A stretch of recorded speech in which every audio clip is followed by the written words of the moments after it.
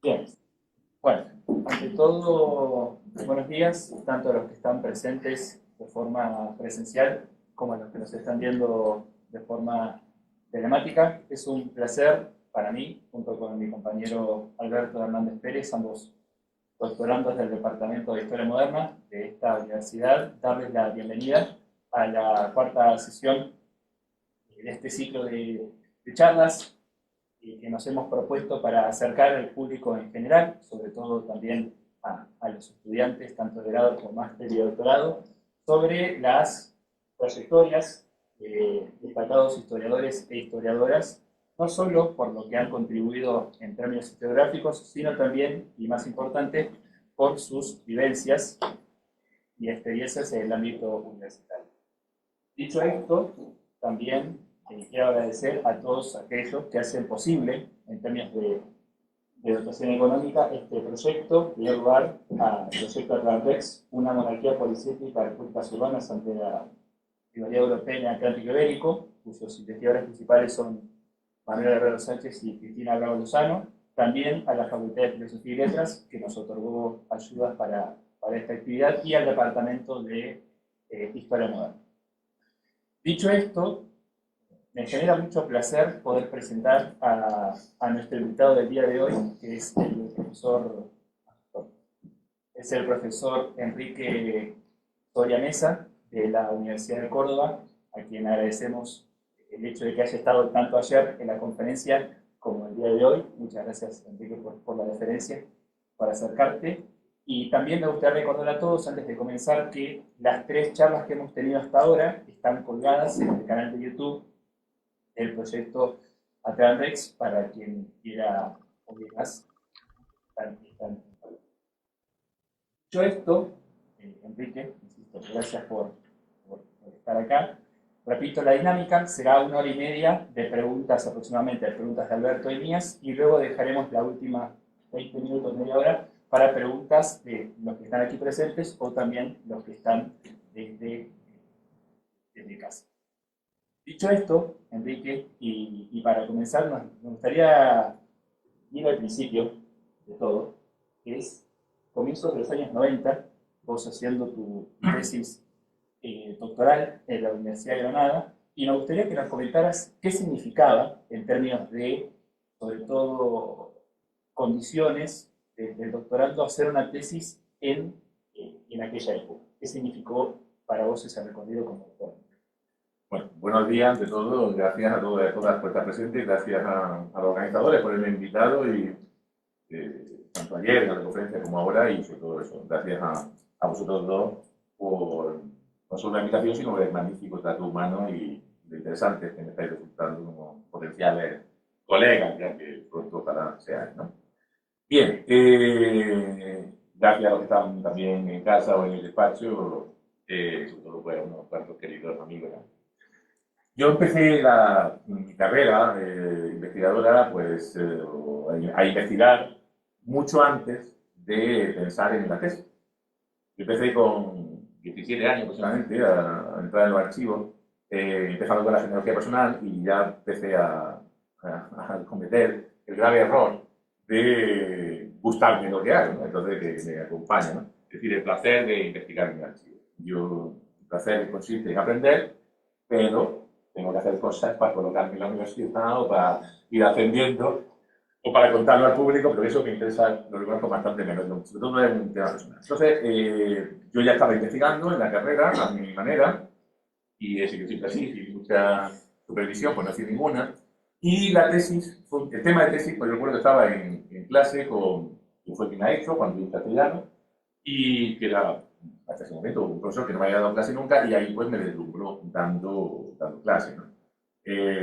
Anticipo ya, pues si lo voy a decir después, es muy importante la docencia, y lo dice un docente vocacional, pero un investigador nato, y la investigación de mi vida. Yo cuando deje la docencia, pues me gustará poco, mucho jubilarme, seguramente mucho, porque estaré ya más viejo de lo que era más cansado, pero yo me moriré, es algo que me dice ciego, entonces ahora espero que haya aparatos para reconocer la letra y dictar. Mira, sí, que Henry Charles hizo su obra sobre la moneda ciego, casi, fue, bueno, ayuda, que trabajaba para él, pues sí, pues, ¿no? Es decir, yo voy a investigar hasta que me muera. Entonces, en clase descubrí a Juan Luis. ¿Por qué digo esto? Porque el docente es el que el alumno ve. A nosotros, a mí, yo lo que decimos, no me eligen mi doctorando por mi investigación. Porque en segunda carrera, en tercera carrera, nadie lee. No leemos ni con 50 años, vamos a leer con... Y si te gusta el profesor, y ya el profesor pues dice, y ya vas leyendo, o le obligas a leer, y dice, bueno, puede ser que esta persona tampoco sea del todo tonta como investigador. Pero nadie, normalmente, bueno, tengo excepciones, ¿no? Bueno, uno de mis discípulos, Rafael, pues, nos conocíamos de cosas de señalogía nada, o José María García Ría, otro de mis discípulos, ahora en Sevilla de Juan de la Cierva, pues, fue porque había leído libros nobleza, pero era más fácil. Lo normal es que en clase, pues, te den ganado los dos, son un poco distintos. Pero lo normal es que en clase, pues, diga, pues, me gusta, por méritos propios o de méritos ajenos, y entonces la comparativa gana. Y eso pasó con Juan Luis Castellano, ¿no? Que era radicalmente distinto al resto de los que me habían dado clase y me siguieron dando. Y vi una persona con gran interés. Y uno de esos días que estaba allí, éramos poquito en clase, nuestro día, pues dijo, hay un tema, de los muchos, se podía hacer un día de tesis y tal, que no se añadió de nada. Y yo, que ya sabía más o menos por documentos, pues, esa nobleza, lo que era el mío, me gustó, lo pensé un poco y se lo planteé ya en cuarto de carrera. Y ahí empezó a ver la trayectoria. ¿Cómo evolucionó? Pues yo soy. Y Juan Luis lo quise mucho, sufrió su pérdida, ayudaba mucho a los jóvenes, me ayudó mucho, pero yo no hablé con él en 4 años ni una sola vez sobre mi tesis. Entonces yo fui a mi bola y ya está. Y lo que hay, intentando filtrar toda esta conversación, será un ejercicio de poner filtros, pero en este caso no hay más, simplemente que yo me fui. Y eso me permitió, y esto es muy importante, cambiar mi tesis. Y esto sí que lo digo para que pueda servir de algo. Juan Luis era un especialista en instituciones. Y yo empecé a hacer una tesis institucional, es decir, el estudio del señorío, del régimen señorial, institucionalmente hablando. Y eso me hubiera convertido en un autor de una obra mediocre, que yo no supiera cómo. Como no intervino y pude estar a solas, los documentos, que es lo esencial de mi vida, me fueron arrastrando. Y yo no sabía ni lo que estaba pasando ni a dónde me llevaron. Y la tesis se fue transformando sola en una tesis de historia social, que es lo que yo soy, una historia social, desde siempre, ¿no? Sabiéndolo y sin saberlo, entonces. Y lo que yo pude aportar, que creo que fue bastante en esa tesis sobre, no es el estudio del señorío, que mutatis mutandis, pues más o menos se podía conocer, sino lo que nunca se había estudiado es la historia social dentro del señorío, la élite rural, el cuestionamiento señorial, a través de que los documentos me fueron a llevar una cosa. Entonces, lo que pudo ser un desastre para otros, como yo soy muy independiente, me vino muy bien porque no tuve tampoco un total en que meter mi investigación. Pude hacer lo que quise. Para bien o para mal, pues ya. En ese sentido, y antes de pasar a un tema que ha introducido Alberto, tocaste un tema que nos parece muy interesante, que tiene que ver con cómo los documentos fueron lentamente incluyendo y modificando el curso de la investigación. Ahora, tu tesis trata sobre los señoríos de Granada desde el siglo XV hasta el siglo XIX. Ese periodo tan largo, 400 siglos, ¿fue una decisión que vos tomaste al comienzo de la tesis o por el contrario te condicionaron las fuentes que ibas a hallar? No, yo tuve lo mejor, que no lo he dicho antes, aprovecho para decirlo por justicia, lo mejor de mi director es que alentaba, y eso lo habrá podido decir Antonio Jiménez Estrella, alentaba la ambición. Entonces Juan Luis, que investigadoramente, pues por sus propias circunstancias personales y físicas, no podía hacer mucho, ni tampoco él era hombre de archivos masivos ni de lejos, era mucho más de pensamiento político y de lectura, era historiográficamente muy ambicioso en ese aspecto. Entonces, las tesis que inició, o muchas de ellas, que hay lo mejor que hizo, dirigí muchas tesis, está la Antonio Estrella, está la de Julián, está la de Inés, está la de Paco Andújar, está la mía, etc. Pues venían a completar parcelas de ese reino de Granada que era entonces pues un páramo absoluto, historiográficamente hablando casi, y más cosas, ¿no? Y él alentaba esa ambición. Entonces, yo recuerdo un día, don Antonio Domínguez Ortiz nos daba doctorado, el gran don Domínguez Ortiz, lo conocí, después ya pues, presidió mi tesina, mi tribunal de tesis, pues lo bueno del libro, pero lo conocí dando clase de doctorado, un crédito suficiente para, imagínate, Domínguez Ortiz, ¿no? Y cuando le comento mi tesis, que estaba empezando ya a tomar forma, dice, bueno, eso es imposible, eso no se puede hacer. ¿Sabes? Si la Granada era 150 señoríos, 300 años. ¿No? Eso no se puede hacer. Entonces, claro, yo me quedé, claro, Domínguez Ortiz, que te habla una estatua de Dios, después te habla de que y dice, oye, una cosa así. Pues me fui a Juan Luis, digo, mira, que lo que me ha dicho don Antonio, no hagas ningún caso. actual. Entonces, ese aspecto, en vez de frenarme, dejarme, esa es la parte más positiva, aparte del tema humano, ¿no? Yo entendí que rápido, sin pensar mucho en ello al principio, que tenía que hacer algo muy ambicioso. Y eso no hace falta que el tema sea extenso, no hace falta que la cronología sea inmensa, como si dice yo. No es lo mismo hacer una tesis que una beca, cobrando 4 años, que hacerlo de fuera, no puede ser. Vale. Pero lo que hagáis tiene que tener un objetivo ambicioso. A través de esa parcela más o menos pequeña, intentar interpretar lo que sea. Y si yo estudio el ayuntamiento de tal pueblo en el reinado de Felipe IV, porque no puedo más, no tengo más tiempo, no tengo dinero, vale, muy bien. Pero que no sea solo una acumulación de datos, y que no sea, sino que pretenda hacer un análisis, claro, y temas que ya están más que machacados, y sería solo oportunidad, y otros temas que se podían o se pueden romper más y ser más innovadores. En este caso yo tenía claro que, pues ya empecé a darme cuenta, que tenía que hacer un análisis de cómo funcionaba el sistema federal. Me daba igual haber ido a 150 municipales o no, o archivos, pero sí hacer un retrato impresionista aunque fuera de una realidad, y creo que eso es lo que le da valor a la tesis. Ahora, Alberto, pasará a ese tema sobre entrando en tema. Sí, bueno, vamos a comenzar por hablar un poco de uno de tus grandes temas iconográficos que hemos comentado en que intentaremos tratar más. El de la nobleza. ¿Cuál ha sido tu experiencia en los archivos privados, nobiliarios? Creo que para hablar un poco de todo, pero de forma general, ¿cuál ha sido tu experiencia? Mala. Todo lo privado es malo.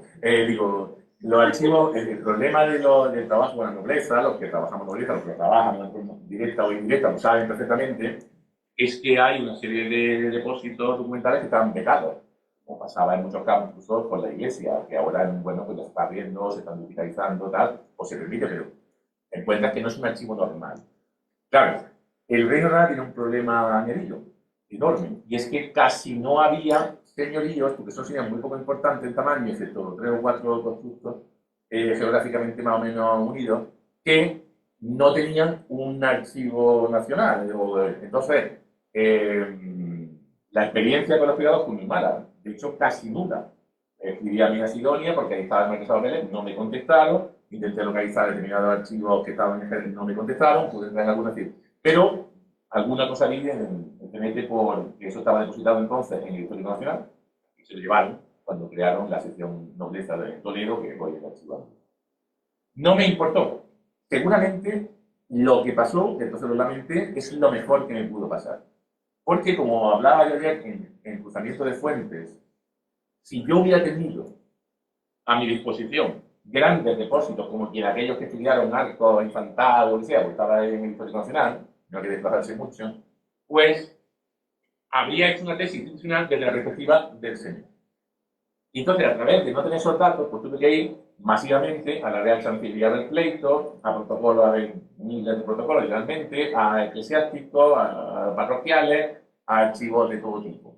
Y eso es una visión mucho más rica, aunque podría ser lógicamente incompleta, porque entonces lo que yo me centré es, dentro del señorío y de la nobleza, en lo que no era nobleza ni señorío, sino lo que había debajo, que era el campesinado, la élite emergente, que tenían muchas fuentes, pues, o sea, que podían permitirme reconstruir algo que no se había hecho nunca, porque lo que se había hecho y se hizo después muchas veces es solo el depósito nobiliario. Entonces yo tuve suerte al tener desgracia, pero los archivos privados tienen ese tema. De hecho, hay un archivo muy interesante del Condal de Luque, que hoy está en Pares, lo tenéis a disposición, que está digitalizado, y que yo no pude acceder, porque nadie sabía ni dónde existía. Y un compañero mío, que teníamos, a pesar de llamarnos los dos Enrique, y a pesar de tener el tema de tesis, se llama Enrique Pérez Bollero, es el subdirector actual del Archivo Histórico Nacional, me lo encontré después de mucho tiempo, saliré por mi parte, pues fueron muy amigos a pesar de ser los dos, y traer el mismo tema de tesis, solo que él es medieval. Y él iba un poquito más de tiempo más tarde,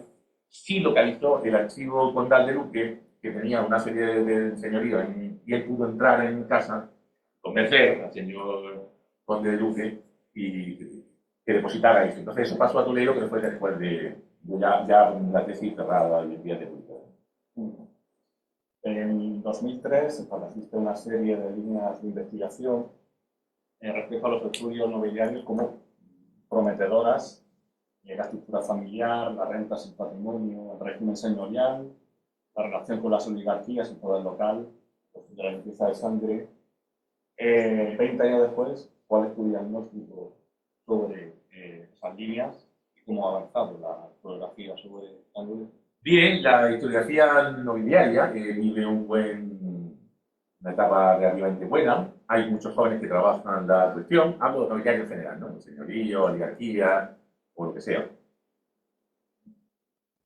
Hay un interesante avance, pero hay grandes problemas, es mi visión desde fuera, ¿no? De fuera me refiero por ya de viejo más retirado y dedicado también a otros temas, por tanto me puede dar un poco de perspectiva, ¿no? Y eso es muy representativo de lo que para mí es el gran problema de la investigación joven.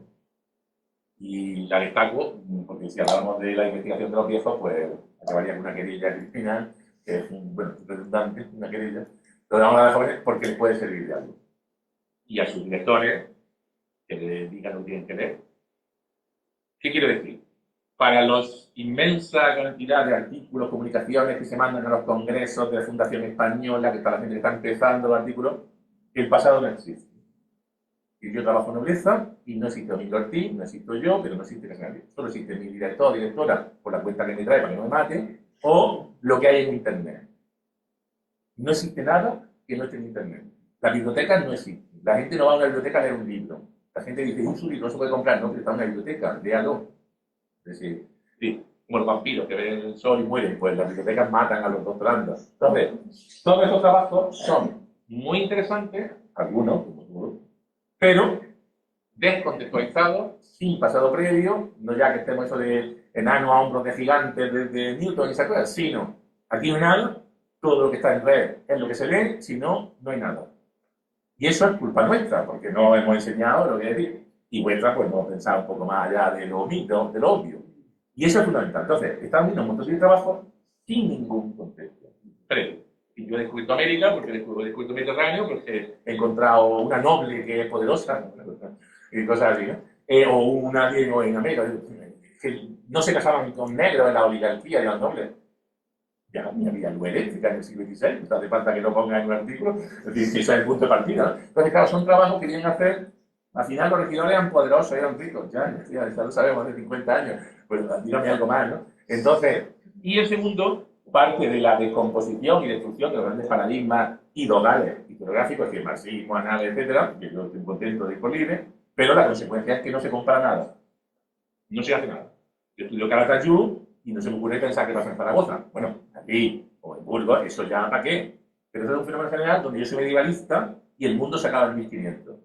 Por desgracia no se acercan a la fecha y caen y mueren en el vacío como los terraplanistas les va a pasar pronto, sino que 1500 no existe. Yo va a quedar un modernista, aunque trabaje en 1520. Al revés, igual. América, no pensar lo que es de América. Entonces, es igual, el arte existió. Había nobleza, fundaban monasterios. ¿Qué? ¿Ves? Para que te echen del país. Bueno, pues esas cosas se dan en nosotros por inercia. Pues imagínate gente que está empezando si no la dices bien. Porque tendencialmente es casi inevitable, porque claro, el predominio de la red, que yo uso todos los días, el predominio de dominio, si no están pares, no voy al archivo. Claro, es que en pares es la milésima parte.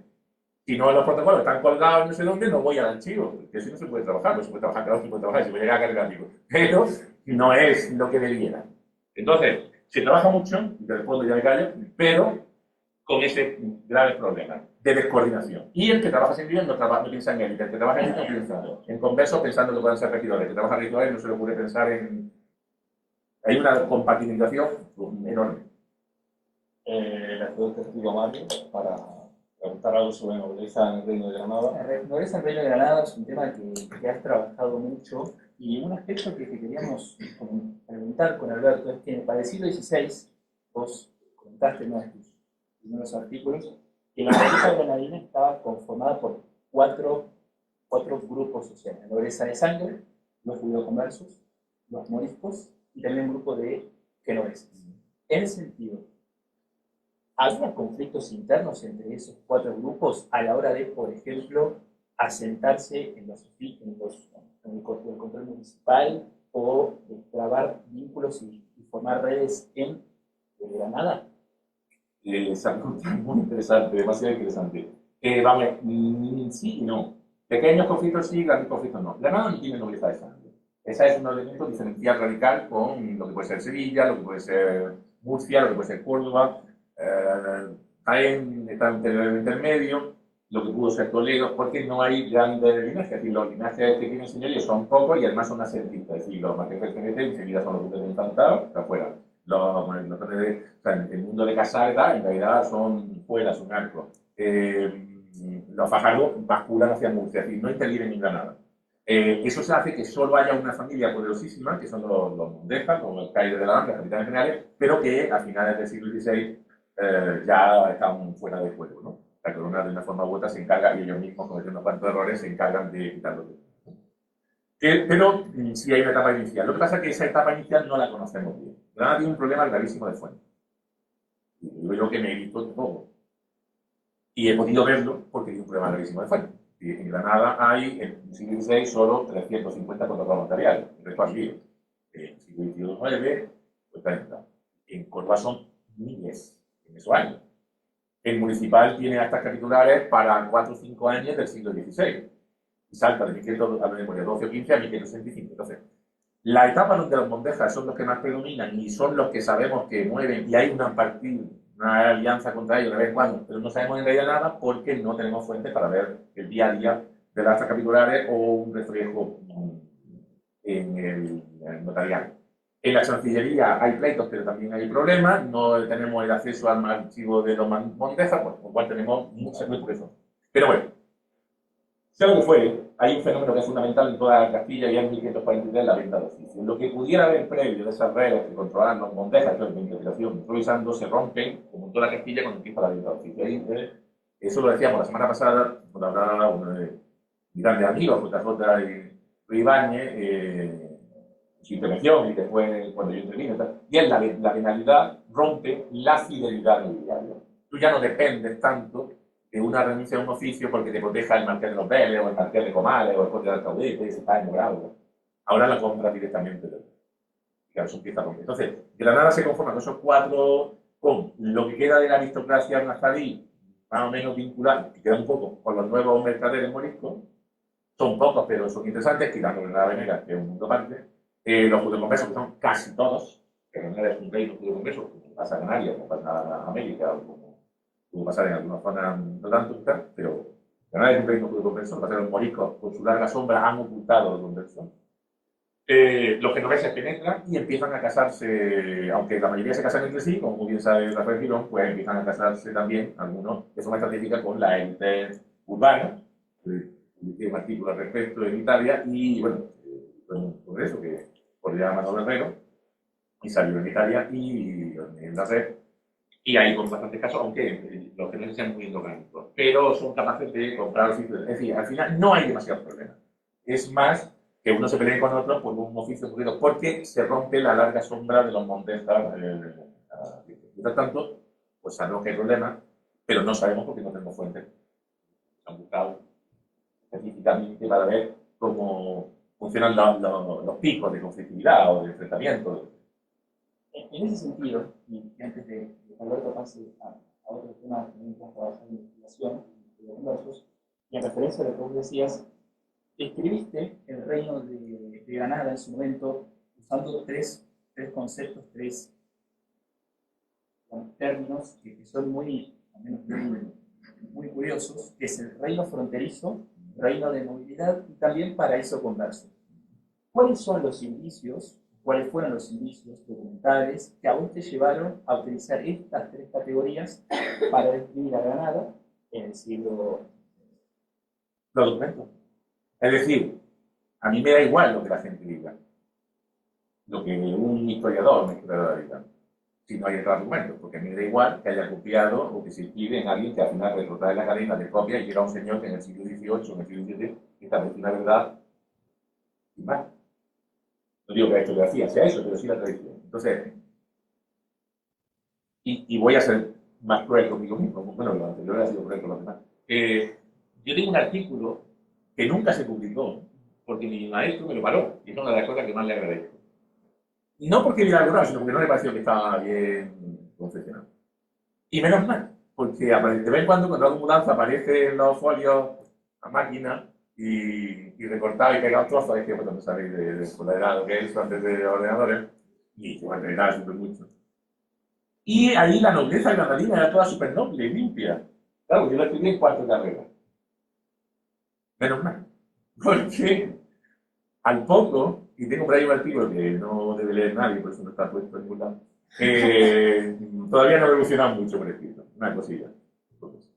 Pero enseguida, viendo limpieza de sangre, yo tuve la suerte que fui becario del CSIC, becario de iniciación a la investigación, en cuarto y quinto de carrera, que los que éramos de provincia, pues nos juntaban el poco dinero que había para venir julio y septiembre. Entonces yo estuve en julio y septiembre, post cuarto, y julio y septiembre, post quinto, antes de ser becario, en Granada, pues todo el día, como no hacía nada caso de nadie en el CSIC, afortunadamente, pues estaba todo el día en el Histórico Nacional, en la Academia de Historia, que la pateé de arriba abajo, bueno, de arriba abajo, dando vueltas por la pequeña sala, lenta que servían los de gafas, y poco más, los Histórico Nacional, y en la Academia, como digo, pues viendo. O sea, claro, cuando empieza a haber limpieza de sangre y hábitos con problemas, empieza a decir, ¿a quién creo? ¿A alguien que en realidad no sé qué autoridad tiene, por mucho que se la dé, o a una serie de documentos que puedo empezar a cruzar con los que tengo de Granada, etc.? Entonces ahí empecé a... Pero Granada es muy lógico. Es muy lógico. ¿Dónde se van a buscarse la vida la gente? Pues a la periferia. Y la periferia es Granada, la periferia es Canarias, la periferia es América. América Española, ¿no? En nuestro mundo. Entonces, claro, si uno ya empieza a leer, pues te dicen las fuentes o la literatura, que también es muy interesante, sabe uno usarla y mezclarla, que América todo el que va, pues se llama Juan, cuando llega allí ya es Don Juan. Entonces, ves informes que están publicados de la Inquisición española, publicados, lo verán, que mucho antes de empezar mi tesis, pero claro, hay que leer de todo. Y cuando uno ve que creo que de la Bergoy, el Breviario, está en francés, el Breviario del Buen Inquisidor, pues publica al final de apéndice un documento que se ha encontrado diciendo cómo hay que hacer las pruebas de limpieza. Y cuando llega a Granada dice, en cuenta hay que mirar si vienen de la cofradía, porque sea, claro, en Granada hay que intentar sacar la ascendencia fuera del reino. Ahí no pasa. Pero ahí voy, claro, y si la vienen de tal sitio, pues investigar. Porque, cuidado, porque es un reino, una tierra de nobleza, de mucha nobleza intrusa y falsificada, en un propio informe de la Inquisición interna.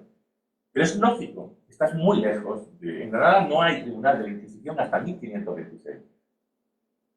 ¿Acaso hecho impuestos para que nos apliquen a los moriscos, son los islamizantes, lógicamente, en los primeros años, la Inquisición? Claro, esos 26 años más de 1480 son 46 años sin Inquisición.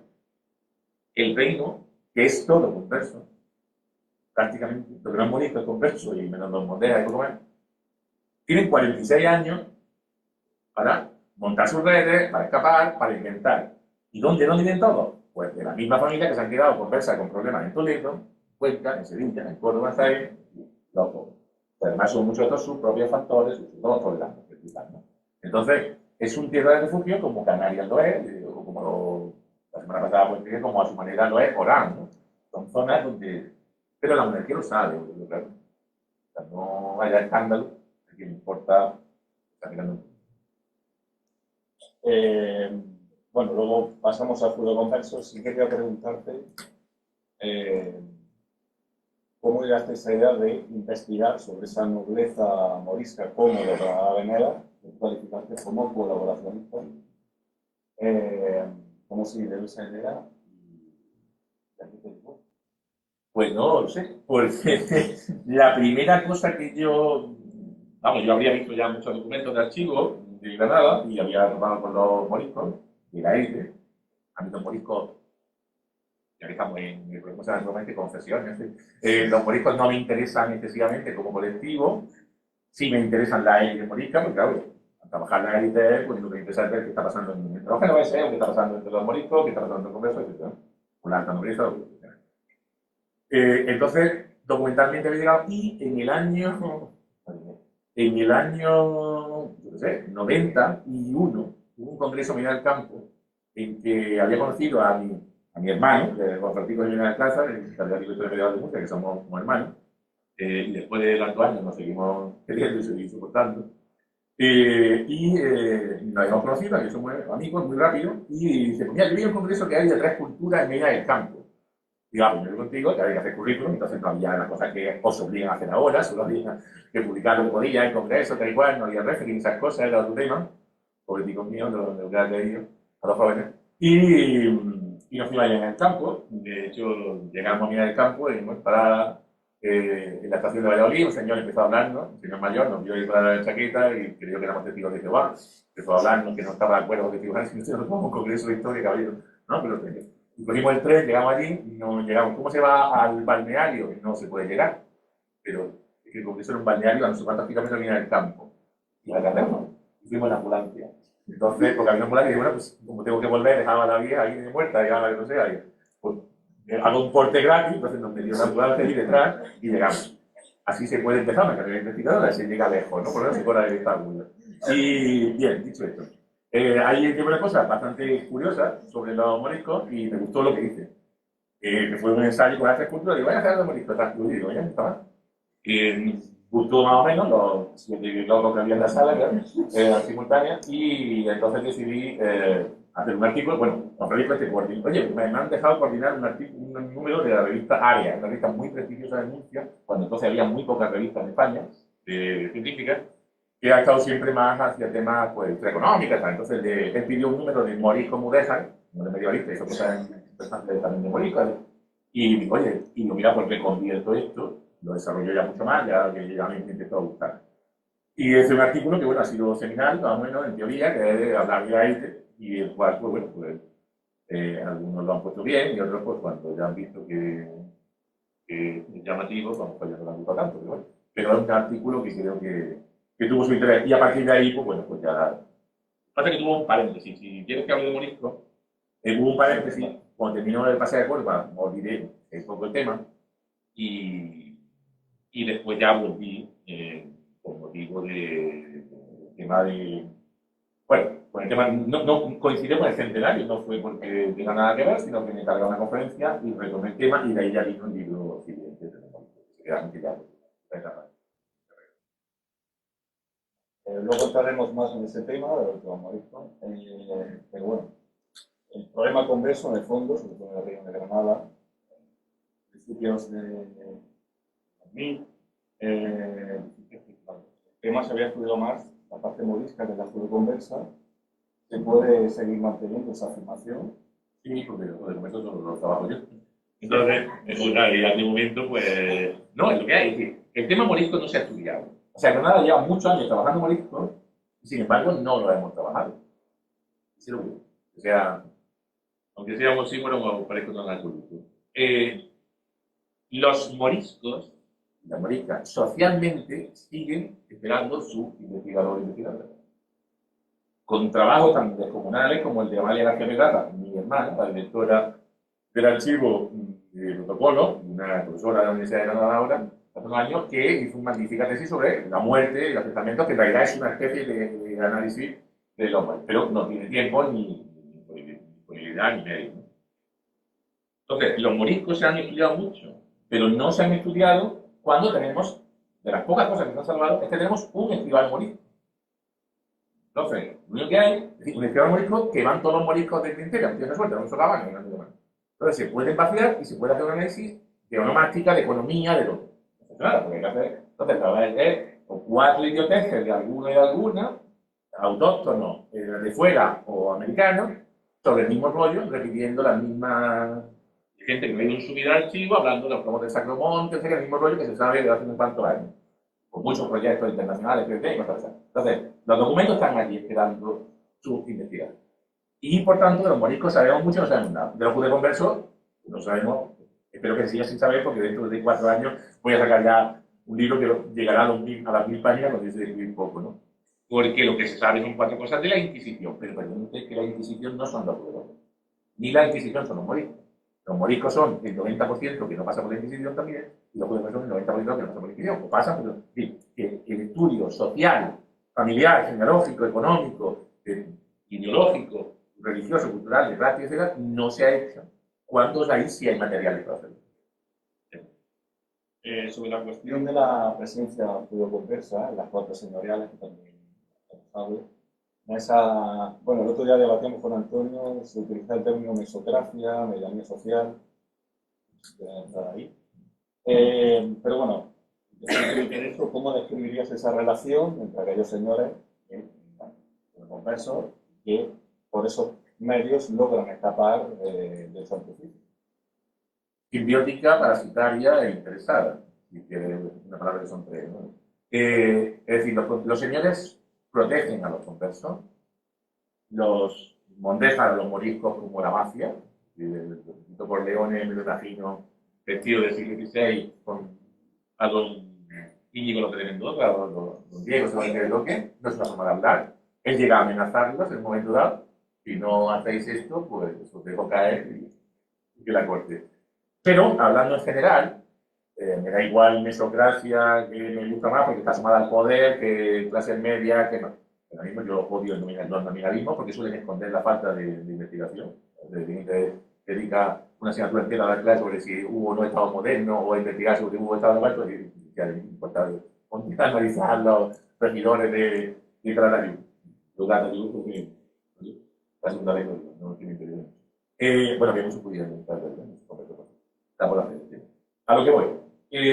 Los señores ven en el ganado de conversión una oportunidad enorme para brindarse de servidores adeptos y fieles por la cuenta que les traen.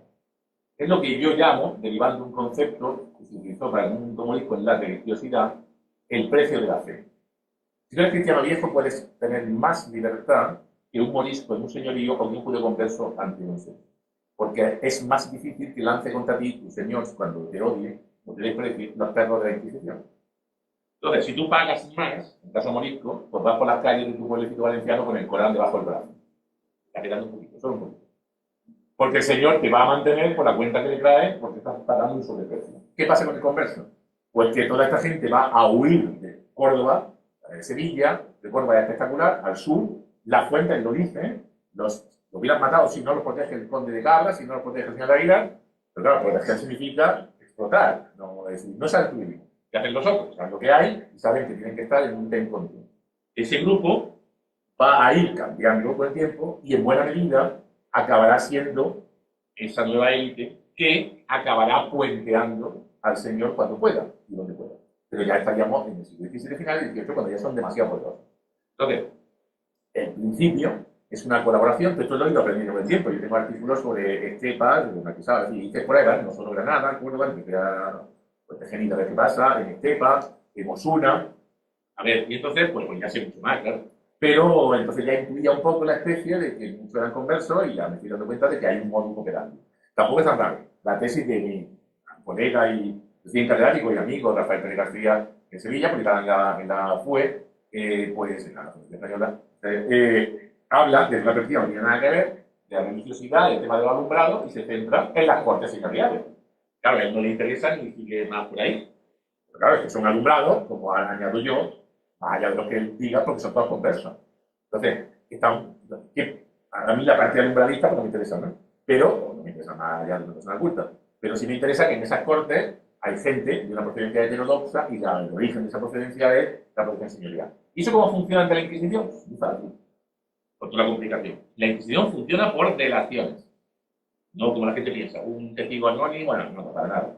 Tú tienes un testigo oficial ante la Inquisición y si no tienes un segundo testigo, un conteste, es decir, que pueda contrastar los datos, nadie interviene contra ti. Ahora, ese testigo puede llegar 25 años después, hablando y tal, y pasa, ¿no? Claro. Por tanto, necesitamos la delación de personas que testifiquen contra. Gente que va a testificar contra los conversos, que ya son poderosos, que son el mayordomo del Señor, el escribano, pero que además están protegidos por el Señor. Y el Señor se puede enterar. No debe enterarse.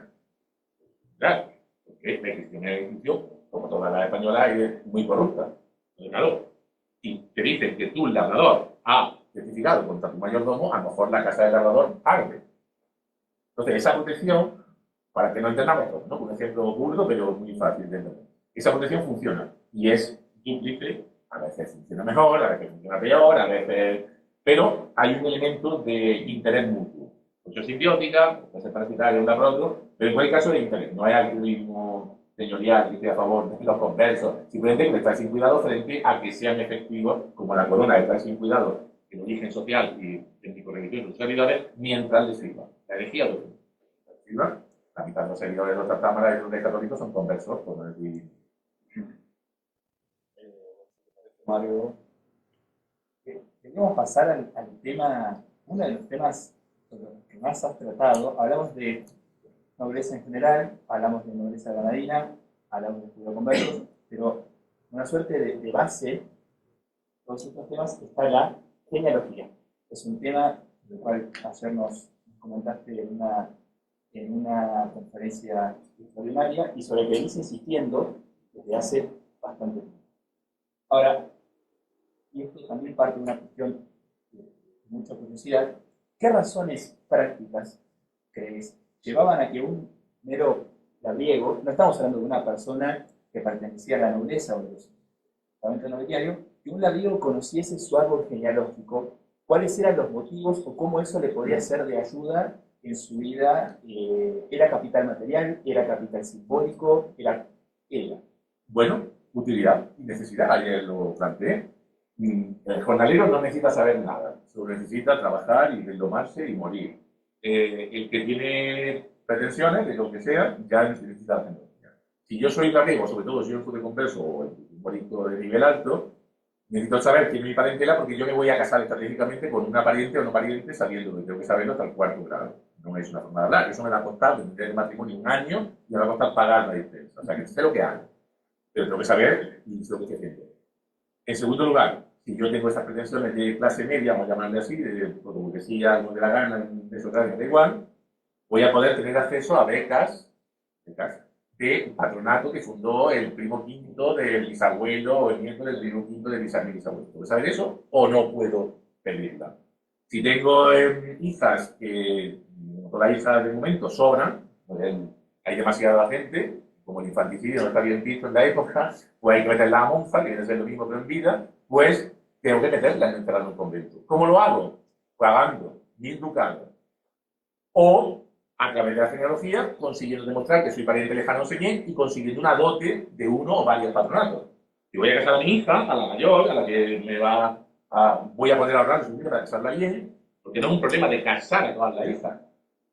Es un problema de que si las caso a todas, las caso peor porque tengo que dividir entre 4 o 5. Por eso las encierro a monja, porque vale mucho menos. ¿Sí?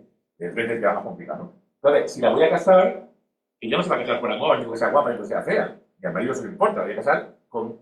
Si lleva 2000 ducados, se va a casar en el mundo, en el mercado matrimonial de los que se desposan por los 2000 ducados y por lo que sea la familia del otro, de ella, ¿no? Y por el interés social. Si en vez de 2000 llevo 3000, pues se casa mejor. ¿Cómo saco esos 1000? Pues por 2 patronatos que han dejado dinero para parientas del linaje, que tengo que demostrarlo genealógicamente. Demostrarlo genealógicamente, saberlo. Estamos hablando de a lo mejor que tu tatarabuelo tuvo un primo tercero cuyo bisnieto fundó algo, pero que hay otras 50 interesadas de otra familia. Si tú tienes que conseguir esos 500 ducados, mejor que la otra. ¿Cómo? Presentando testamentos, dote que a lo mejor otro no sabe decir. Que es una cuestión de vida o muerte. Y además, si me voy a pasar a América, voy a tener una probanza para ser sacerdote o clérigo de Benares, aunque sean muy ridículas, me van a preguntar mis abuelos. Pero si voy a meterme en la Universidad de Sevilla, tampoco voy a ver una cosa, o en la Universidad de Osuna, me van a preguntar mis bisabuelos. A mí y al pueblo entero. Entonces, que es una cuestión de utilitarismo. Después ya está el que le gusta y el que manipula, pero la tecnología es una vida en la época. Pero claro, si nos privamos del instrumento genealógico para entender el pasado, pues no entenderemos nada. ¡Ay, tengo 2 regidores de Madrid! Y claro, uno se llama Herrera y otro se llama Quintana. Pues no tienen nada que ver. Y son cuñados. Y son hermanos con distintos apellidos. Y son primos hermanos. Y son primos segundos. Y si uno de ellos es primo segundo de la mujer del hermano del otro, eso para ellos es parentesco. Si la gente te dice muchas veces, hay que reivindicar el honor de no sé quién, porque soy deudo muy cercano del muerto y usted que es primo sexto. Claro, nosotros pensamos que todo lo que no sea mi hermano ya no me importa. Pero es tan estúpido como decir, yo soy igualitarista. Y no puedo admitir que hubiera mayorazgo. No puedo admitir, una persona, yo soy profundamente feminista, porque creo que el feminismo cambia el mundo. No puedo admitir que en el siglo XVI las mujeres no tuvieran importancia. Entonces voy a manipular el pasado, voy a decir que las mujeres sí eran regidores. Pues no. ¿Qué vamos a hacer? No me gusta la esclavitud. Pues en España no había esclavos. Eran todos importantísimos. Todos los hombres y mujeres estaban en las series como los Bridgerton, eran todos protagonistas. Pues no. ¿Y qué le vamos a hacer? Entonces era muy raro. Entonces, si la genealogía es igual, era importante y a mí no me gusta o no sé, pues aprende. Yo también tuve que aprender Internet y manejar el ordenador y el Word. Ya está ahí. Ahí llego informáticamente. No doy mucho más de eso. Ahora, por todos los motivos que quisiste ayer, por lo que acabas de decir y por tus artículos y capítulos, es claro que la genealogía en aquella época era de extrema utilidad. Ahora, ¿cómo se explica esa suerte de revival que hoy tiene la genealogía en el público en general? ¿Cuál es el fin, si es que hay uno más allá del meramente utilitario? Como no soy especialista en psiquiatría, tengo que responderte de elementos. Es decir, es fascinante, es fascinante.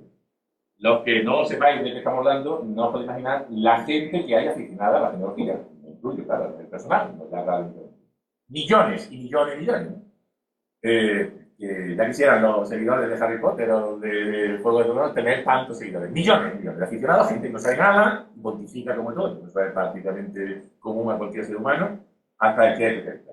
Y es un fenómeno muy interesante, y yo creo que se debe a la democratización de la red, la democratización de la sociedad, donde hay democracia, que ha transformado la genealogía en un instrumento de poder de la clase dominante. Ahora que ya no sirve para nada, es algo común a cualquiera, porque claro, ya no importa, yo no tengo que defender de marqueses, no tengo que usarla para conseguir tal, sino que ahora, pues, al que le gusta y al que no le gusta, pues se le da un tiro de pensarlo, pero al que le gusta, pues claro, que da igual de venir. Pero se produce un tema fascinante. Se ha producido un revival de la limpieza de sangre inversa. Voy a explicar, eso lo llamo así. Es decir, antes todos queríamos defender del rey y del marqués. Pues, hombre, oye, también la vida más conduce, ¿no? Claro, lo que no quiere nadie es lo que tenemos todos, mayoritariamente. Jornaleros que nacen, que mueren, y en medio, si hay suerte, se reproducen, ¿no? Ya está. Y ya le cago en esto, no hace nada, si tú tienes nada, pobre. Todos queremos una esclava negra, bruja, quemada en la Inquisición. Una monja lasciva que huyó saltando por el convento y se escapó con un monje también que venía perseguido. Queremos cosas divertidas, moriscos quemados en el Judá converso, no os podéis imaginar el tema judío. Hola, me llamo Gómez, por tanto soy judío. Porque queremos, ahora hemos cambiado, en vez de marqueses, queremos cosas llamativas. Es lógico, es muy humano, yo también, claro, otra cosa muy diferente, pues, que quito. Y yo trabajo al norte, claro, no, yo tenía un proceso de divorcio, claro, de negar a un peluquero, ella que huyó con su amante, claro, pero no está todavía. Entonces, se ha producido un broma aparte, que no son bromas, se ha producido un revival de esto, buscando, pues ahora ya hay que encontrar el antepasado guanche que sobrevivió a los castellanos, o al revés, pues lo que sea. Y claro, una ventaja impresionante que ha lanzado a la investigación amateur a millones y millones de personas. Un inconveniente, pues igual no hay de las redes, que está todo lo que tenemos, propio del sistema. Ahora, Alberto va a pasar al tema siguiente. Bueno, ya que estamos por genealogía, vamos a hablar un poco de la revista, de genealogía y luego del podcast. Desde 2011 el director de esta revista, ¿no? ¿Cómo fue el proceso de creación? ¿Cómo te diste cuenta que tenía un potencial suficiente como para mantenerse libre, ser bastante sincera en el campo geográfico? Bueno, lo último ha sido una suerte y un azar, ¿no? Lo primero, yo la fundé, la dirijo y supongo que la seguiré dirigiendo hasta que me muera, pero bueno, es un capricho inicialmente, en el sentido de que yo quería crear un órgano de difusión de trabajos científicos. Tenéis que pensar que no existe nada, que había una revista en Zaragoza, emblemática muy específica de temática, heráldica y demás, y que tenía trabajos interesantes, pero que además estaban muy centrados en el mundo aragonés, es decir, de tecnología no había nada, y lo que había, pues, de tipo revistas más propias de los... Bueno, que no era muy científica, vamos a hablar, de lo que había de revistas tipo Italia y todo. Entonces, es decir, que es una revista de consumo interno, ¿sabes? Me explico, es decir, no de consumo nuestro, sino de permitir que gente de entorno cordobés, o andaluz, amigos, etcétera, o doctorandos, pudieran empezar a hacer sus primeros pinitos en el ámbito histórico-genealógico y no tener que empezar, o sea, para no despreciar la parte que no mandaría a una revista tal. Y no tuve más importancia. Y entonces, poco a poco se ha ido convirtiendo en una revista referente a lo suyo, claro, y que, para nuestra sorpresa, pues está teniendo buena aceptación, está teniendo buenos resultados. Ahora mismo está en Dialnet bastante elevada, está en C1, en C2, que no está nada mal, está muy bien. Y bueno, ha sido el producto de la inercia. Hay años que hemos tenido que estar ahí buscando los primeros, sobre todo artículos, ahí casi mendigándolo, y hay años como este que vamos sobrados, así que ya empezamos a movernos bien, pero bueno, lo intentamos hacer sin medios ninguno. Bueno, que ya llevamos revistas, sabes realmente que esto es casi gratis y por amor a la profesión, pero yo estoy muy contento de que vaya funcionando porque hemos echado mucha ilusión. Por su recepción también se ha convertido en un medio de alta divulgación. ¿Cuál crees que es el principal desafío, si te lo preguntamos, para reducir la distancia entre la academia y lo que sería el gran público? Bueno, el desafío es absoluto y además es un desafío, no decimos lo mismo, pero me refiero que todos clamamos en el desierto la pena pero yo soy muy práctico. Lo que hay es lo que hay. Lo que hay es lo que hay y tú no vas a cambiarlo. Entonces hay dos opciones. O dejas el campo a otros o intentas llegar. Tampoco vas a conseguir llegar, ¿eh? Eso es lo que hablo por desgracia. Es decir, hay una demanda brutal, mundial, salvaje, multimillonaria, millonaria de nuevo. Me refiero en personas y dinero, por la historia.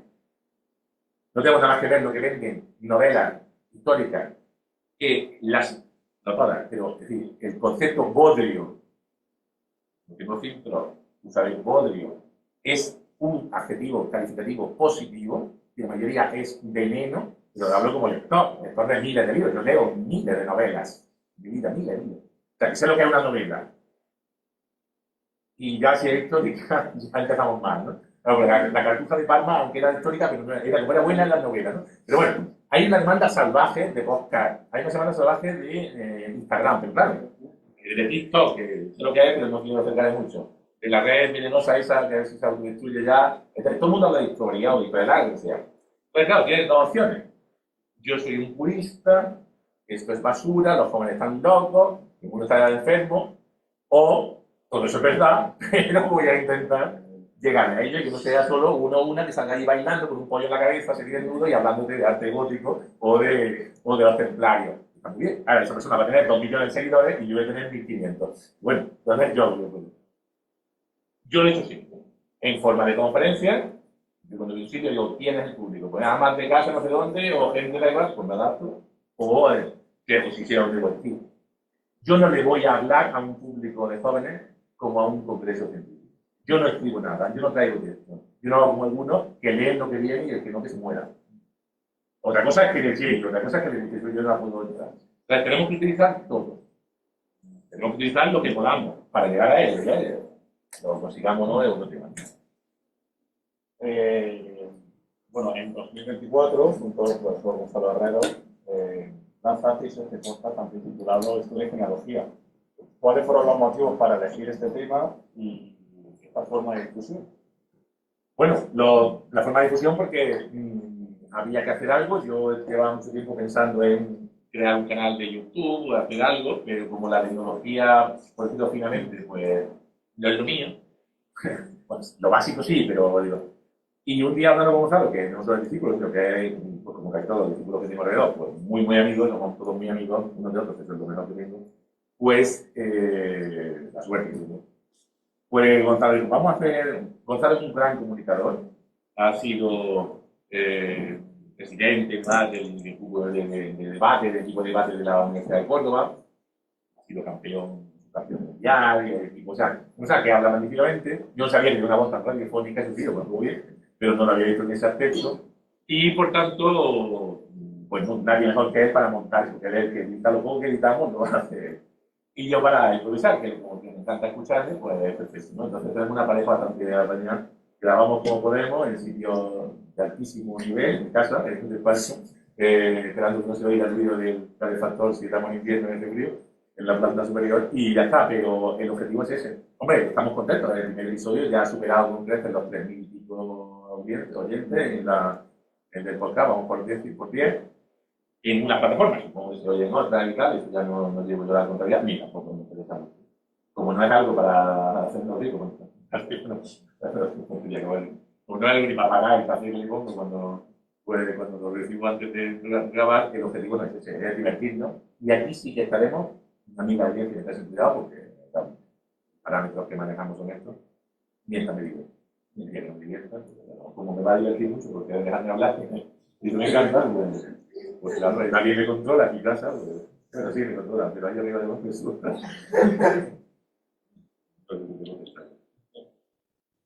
Bueno, ¿puedo decir Mario?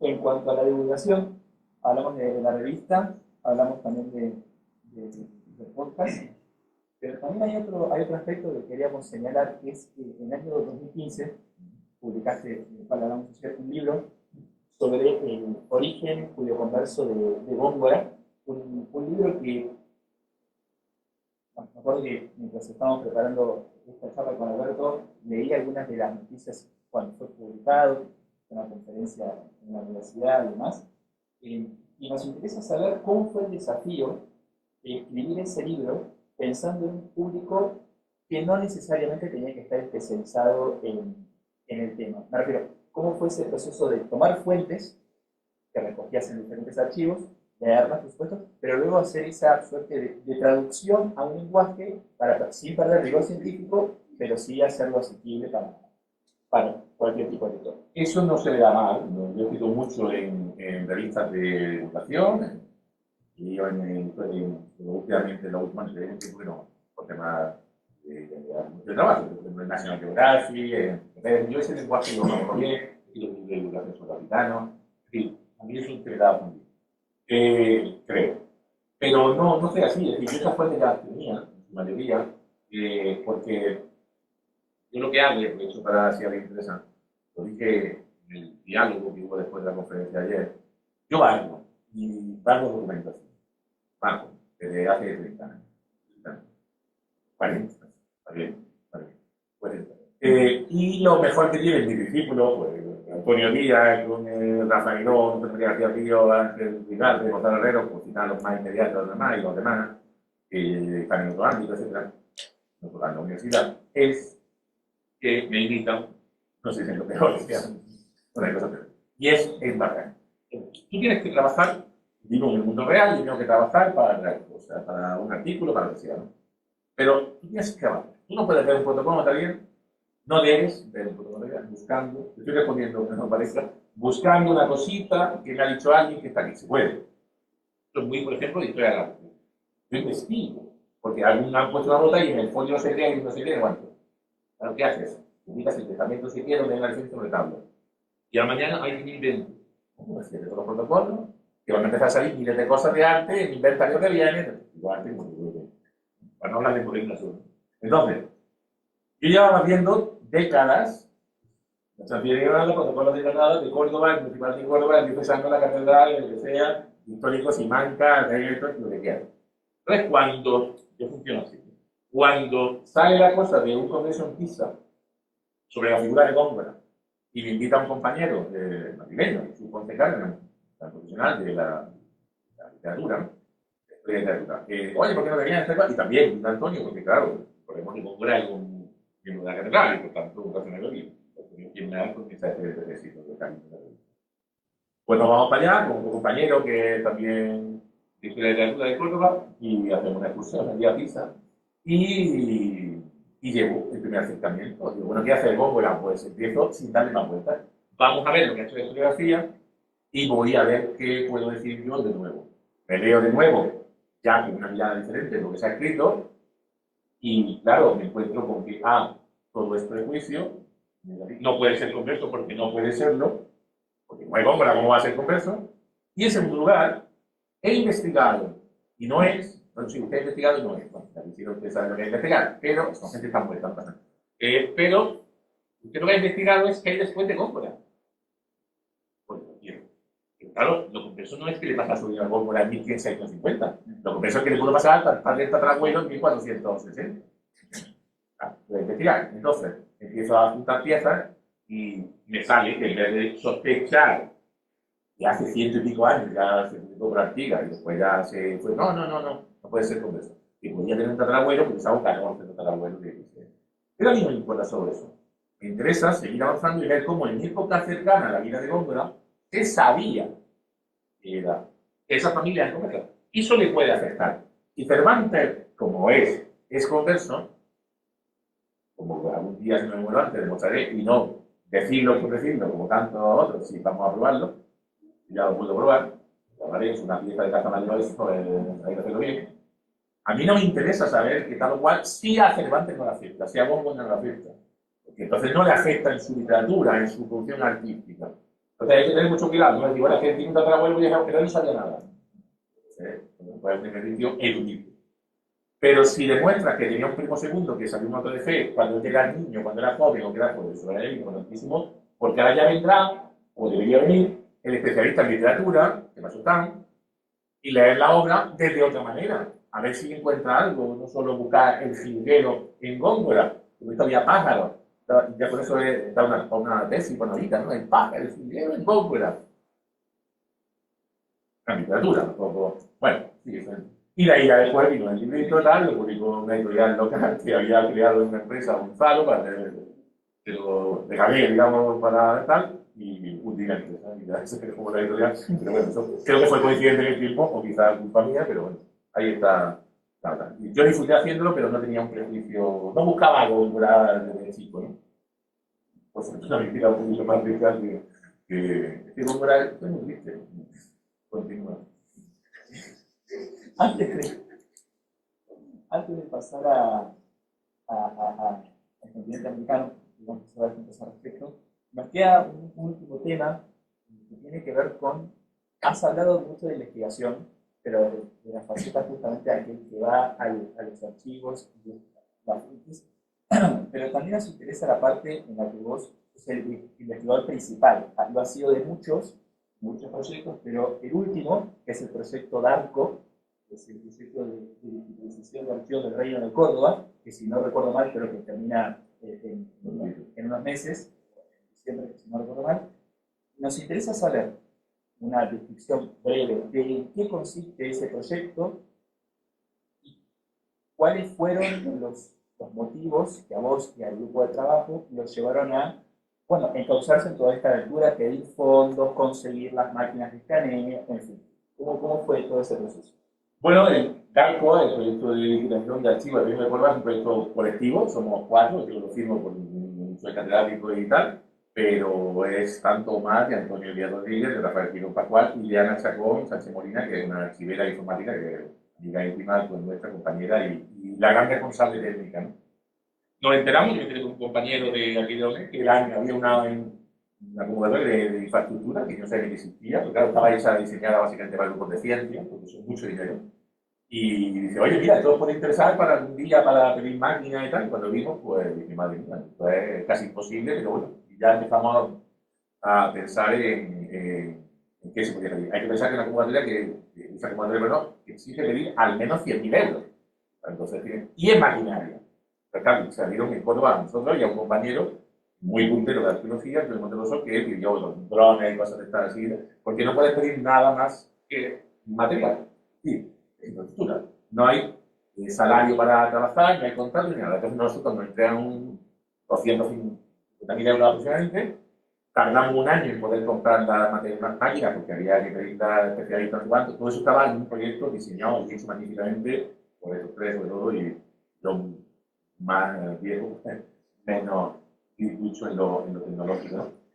Y mientras se visita, se recuerda. Entonces, el proyecto tiene el problema de que te dan 3 máquinas, conseguimos 4 porque habéis bajado los precios, hay unos descuentos, y ya está.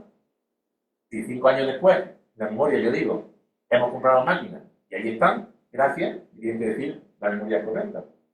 Porque no había ni uno, se puede ver. Entonces, a partir de ese momento empezamos como locos, ahí está ya más mi papel, el viejo del lugar, a intentar conseguir dinero para financiar los contratos. Claro, el personal de archivo no puede trabajar porque no está en su contrato. Nosotros ni podemos, ni tenemos tiempo para estar ahí 8 horas, necesitamos gente que esté 8 horas digitalizando.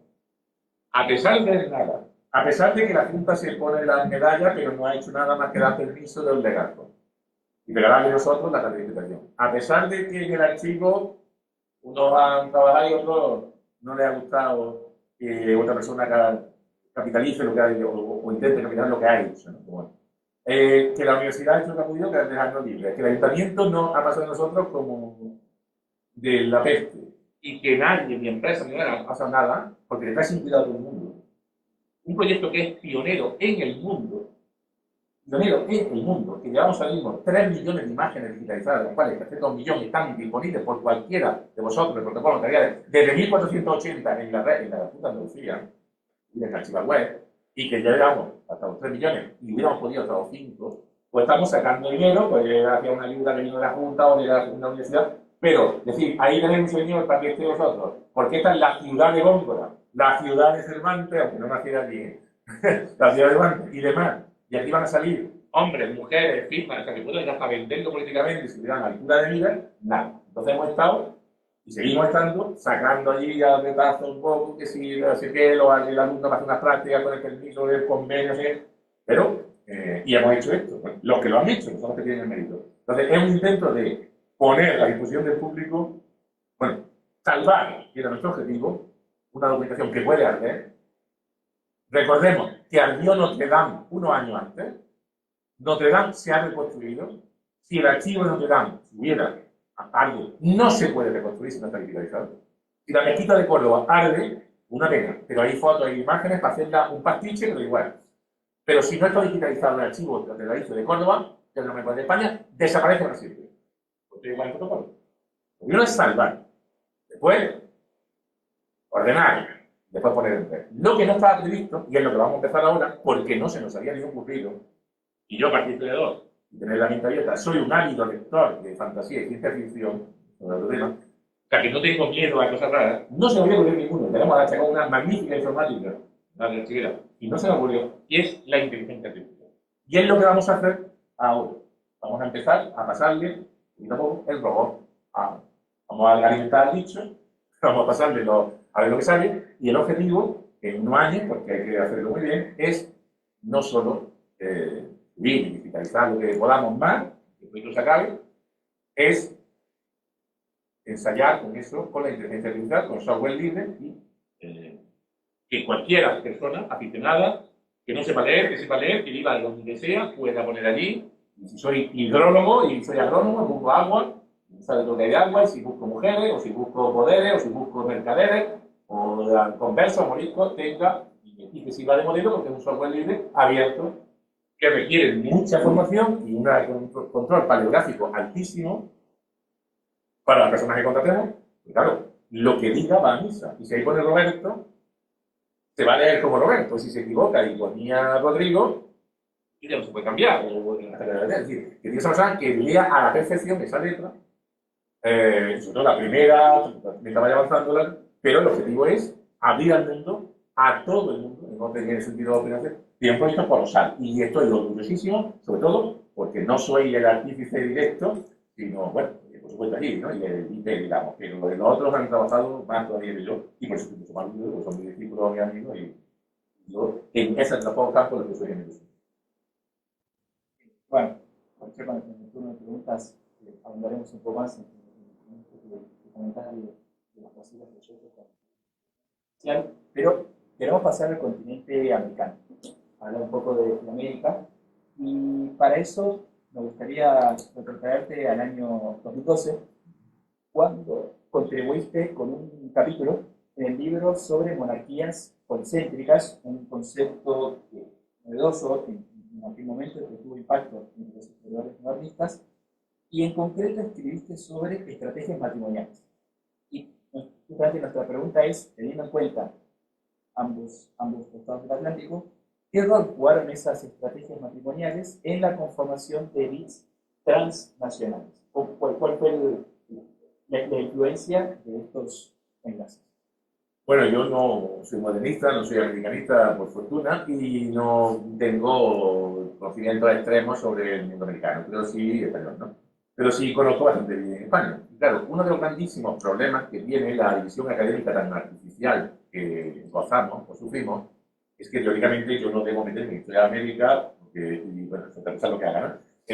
No debo ni el americanista le importa más mínimo moderna, ni nada. Entonces, claro, uno de los grandes problemas es que, los muchos problemas que yo detecto, en mi ignorancia, más allá del lector ávido de lo que hay en mano sobre la historia de la América española, de la India, es la desconexión brutal que hay en todos los campos, entre los historiadores españoles y los historiadores americanistas.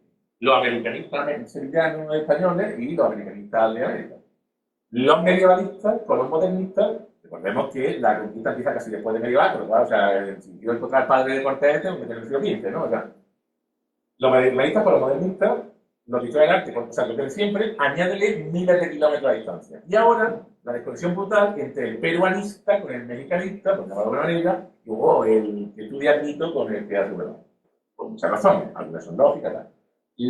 El problema terrible de la falta de difusión de nuestra historiografía allí y de la vuestra acá, que en muchos casos pues, son por el tema de distancia y también por el tema económico. Claro, muchas veces no ha sido fácil adquirir bibliografía allí o aquí de la increíble desconexión historiográfica, porque era imposible antes de internet saber lo que uno estaba haciendo, donde encontraba, yo no sé, siempre pensaba en el mundo americano. Si ya me cuesta a mí, cuando yo empecé, ¿no? En Moderna, imagina una persona que descubra algún documento, lo publica y resulta que ya lo publica otro, y un año antes en un congreso de Cuba o de lo que sea. Bueno, pero a mí lo que me interesa de América, todo esto empezó mi interés más allá de lector, porque se me encargó un libro que yo nunca escribí y pagaban muy bien, muy bien, porque yo soy de un campo de honradez, porque gracias, la tecnología y la historia, lo demás no. Pero entonces no fui capaz de atreverme a escribir un libro cuando yo empecé a ver el nivel de sobre la nobleza en América. Pagaban espectacular. Cuando me di cuenta de que lo que había era malísimo sobre historia de la élite en América, malísimo, con muy pocas excepciones, y que, a mi juicio, claro, pues yo no podía hacer una síntesis bibliográfica que nunca he visto en el claro, para empezar a investigar. Entonces, eso lo transformaré en unos años, quizá el que viene, si hay mucha suerte, en un nuevo libro, porque en este libro de la nobleza que preparo, que es el último, el capítulo americano era tal calibre que lo he sacado fuera y va como libro aparte, en el sentido de, para todo, me remito al otro y ahora me dedico a estar más ensayístico a hablar pues, de más de usurpación de apellidos o de tal. Bueno, pero eso me llevó a la muchísimo. Y claro, empecé a darme cuenta, porque ni yo voy a resolver nada de esto, no tengo capacidad, pero de la desconexión tan brutal que hay. Y en el tema converso, ahora te respondo la historia, el tema converso de América, que es fundamental, solo se ha ido a lo fácil, al malgano, al portugués. Y claro, eso te lo marca el documento. Puede dar portugués, también no pasa mucho de cráneo. El problema es que para saber quién es quién de la isla de Perú, o en un caso de Lima, hay que irse a España, a ver en el siglo XV, el señor, su padre, su abuelo, en Cuenca, en Toledo, claro, eso no lo hacen ellos. Nosotros lo hacemos, no nos importa dónde acaba el hierro. Entonces, esa desconexión tan brutal. ¿Qué pasa? Entonces parece que el mundo se estanca, pero lo poco que puedes rascar a través de lo mejor de la historiografía, o de lo que puede esa historiografía no tan buena o buena, dar de sí de datos, y lo que yo tengo anuncia, tampoco pensemos que esto es un mundo aquí tantos días, pero que está claro que hay conexiones muy superiores a las que pensamos. Y lo podemos ver con reencadenamientos de matrimonios que no parece, porque no sabemos nada, pero, o con figuras de esos procuradores o responsables de la corte que no sabemos de dónde vienen y dónde están y qué hacen, pero que se aplican cosas o que aparezcan familias de tan calado que puedan tener una parte en Perú y otra parte arriba, y bueno, eso es casualidad o qué significa, es un cargo de la corona o lo he mandado de pastor, o que tengas empresas públicas o que te encuentres en América porque no me interesa, ¿por qué hablo del converso? Pues porque ya que coloquemos en su sitio a todos los en América, esos Lermas, Mazuelo, Astudillo, Maluenda que me aparecen, son todos de Burgos. Entonces, están allí y se han desconectado, no sé, o están allí y siguen muy pendientes de sus primos de Burgos y de sus otros primos de Amberes. Entonces, yo creo que hay mucho más de lo que sabemos, que no sabemos casi nada, por lo cual es muy difícil, pero no yo creo que vaya sobre nada, simplemente intentaré ayudar un poquito, pero sí que creo que hay unos mercados transnacionales y unas líneas que están por debajo de lo que sería para el Pues, creo que Vamos a echar la última pregunta pensando en... Llevamos, según mi cronómetro, que pensar que yo, 1 hora y 12 minutos. Toma. Voy a hacer una pregunta respecto al continente americano y luego Alberto para la última. Un tema sobre el cual vos también escribiste, no recuerdo en el año 2015, un libro que se editó en La Plata, en Argentina, escribiste sobre un tema del que se sabía muy poco, que es judeoconversos en el continente americano. En ese sentido te quiero hacer 2 preguntas, una subdividida. Primero, ¿cuál es la distancia entre la legislación respecto a la posibilidad de que judíos conversos fuesen y lo que sucedía en la realidad? Luego 2, lo que vos demostraste que es una amplia presencia judeo-conversa es producto de una omisión deliberada por parte de los que se han escrito antes, o si había un intento, una intención, algo consciente, por evitar mostrar esos orígenes. La desconexión es absoluta. América se pasa sin el más mínimo problema. No digo yo, que basta, diga, sino que es tan sencillo como irse al Pares y dice, voy a ver qué ha costado la semana. Voy a verme 500 expedientes de limpieza aleatoriamente de Carmona, de Utrera o de Villafáfica. La legislación dice que no se puede pasar. ¿Qué ha hecho el modernista, el americanista y todo el mundo? ¿Cómo lo dice un documento impreso del siglo XVI? ¿Cómo va eso a ser de mentira? No voy a seguir por aquí, vivimos en el país que vivimos, ¿no? Imaginaos si hoy lo que tenemos en cualquier cosa, o en el mundo que hay, con la capacidad de control del Estado, de la gente, pues imaginaos si dice, mírate un documento bonito, que para eso cobras, que eres americanista.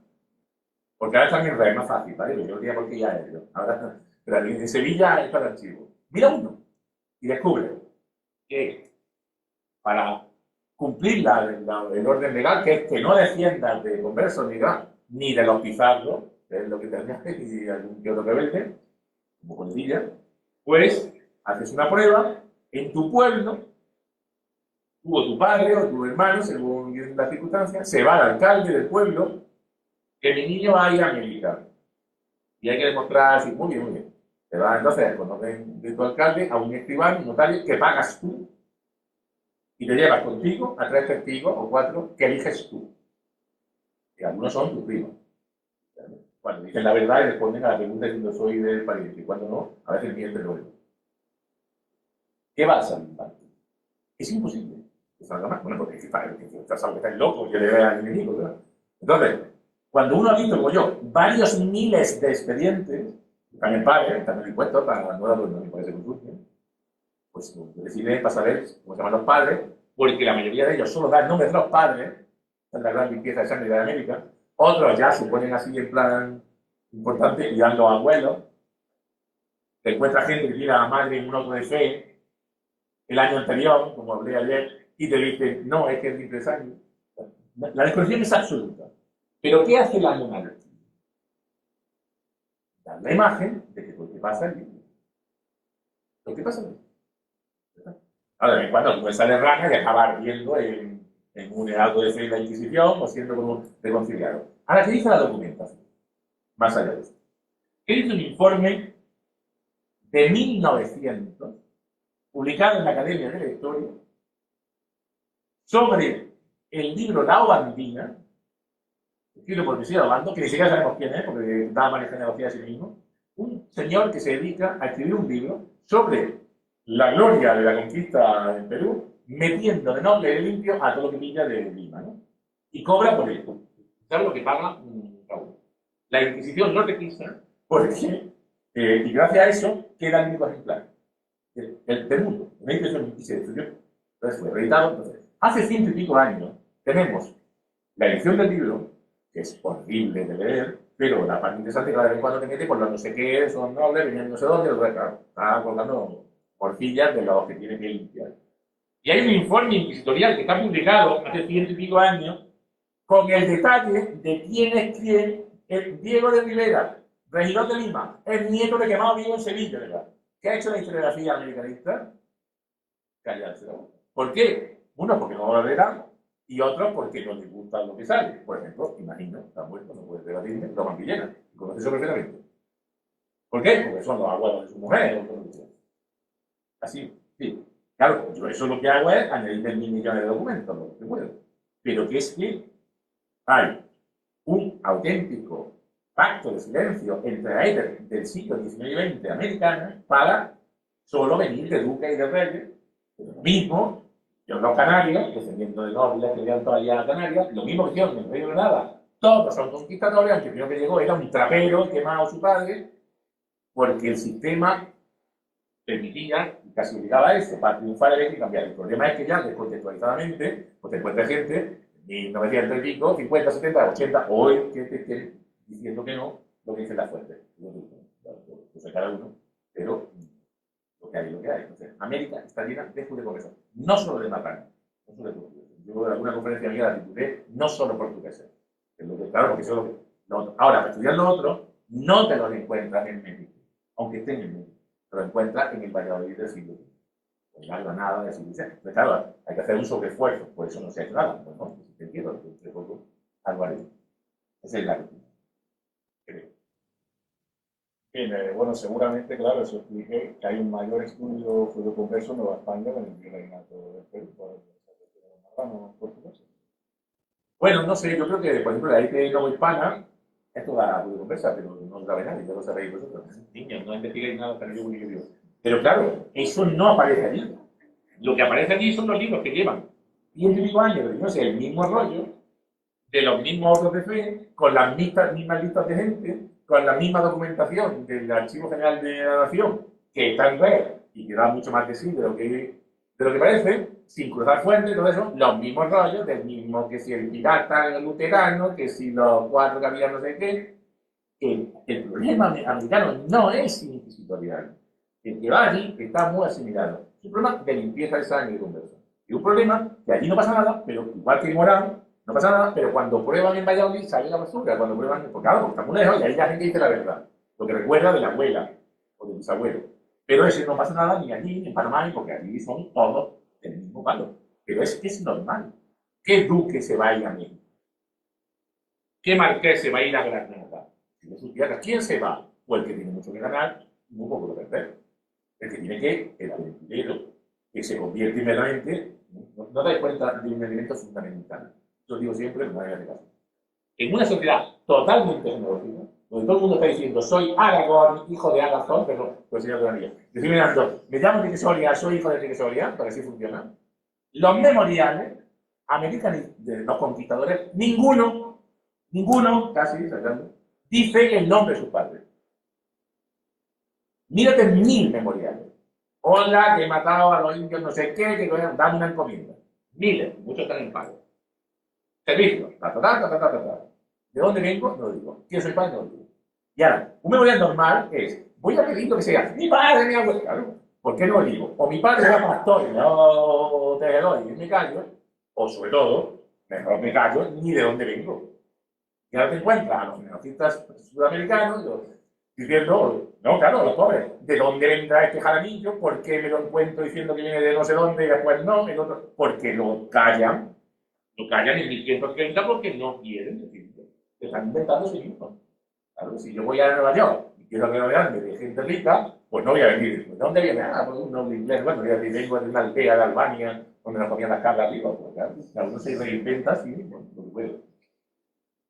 Muy bien, pues si te parece, comenzamos el turno de preguntas. Sí, porque me dan muchas las cabras albanesas que te devoran vivo.